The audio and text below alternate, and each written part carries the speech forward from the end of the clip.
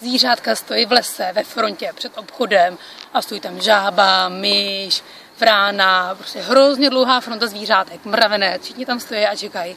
A teďka běží zajíc. A on se nestoupne na konec fronty, ale běží dopředu. A medvěd si říká, ne, tohle ne, medvěd stojí na druhém místě. Vezme toho zajíce a ho hodí až tam do záhadu na konec té fronty.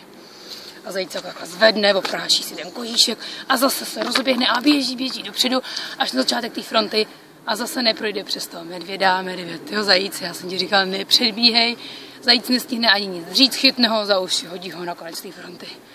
A zajíc, ježišmarja, tak ještě to zkusím, tak zase se rozběhne, utíká dopředu a medvěd už tam takhle stojí, číhá na ně a jak ho vidí, tak ho popadne za ty uši a hodí ho na konec té fronty. A zajíc se tak nešťastně takhle zvedne z toho prachu, takhle si popráší ten kožíšek, narovná si ouška a říká, já ten krám asi dneska neotevřu.